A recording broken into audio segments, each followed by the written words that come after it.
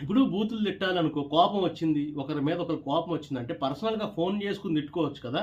Inbox, chat బాక్స్‌లోకెళ్ళి తిట్టుకోవచ్చు కదా! అలా తిట్టకుండా video చేసి ఎందుకు పెట్టి వాళ్ళని తిడతన్నారు? అంటే ఏంటి లెక్క?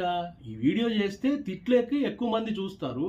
నెగటివిటీ బాగా బూతులు బాగా ఇష్టపడతారు. జనాలందరూ గూడా ఈ మైండ్ సెట్ ఎలా ఉంది అంటే బూతుల్ని ఇష్టపడి షేర్‌లు చేసుకుంటారు. వీళ్ళు ఎలా తిట్టారు, ఇలా తిట్టారని చెప్పి. సో, దానివల్ల వ్యూస్ ఒస్తాయి. ఏంటి మీకు ఇదొస్తది, డబ్బులొస్తాయి అన్న ఉద్దేశంతో చేస్తున్నారు. అది బూత్ ఎక్కడ లేదా? బూతు, బూతు, బూతు, బూతు. అది బూతు అనేది తప్పసల. సమాజంలో బూత్ అనే మాట వినపడకూడదు. సో, అది దాటిపోయింది పరిస్థితి. ఇప్పుడున్న సోషల్ మీడియాలో ఆ బూతుల్ని ఖండించేవాళ్ళు ఎవరు లేరు. సో, అన్వేషే తిట్టేదే బూతులు, బాగా వల్గర్ బూతులు అనే కాదు. ఆయన చేసేది మంచి పని చేస్తున్నాడు. మధ్యలో బూతులొస్తున్నాయి. కొంచెం ఇబ్బందే. కాదనట్లే గానీ అసలు బూతే లేకుండా లేదు గదా! ఈ సమాజంలో ఆయన ఒక్కడే బూతులు తిడతలేదు గదా!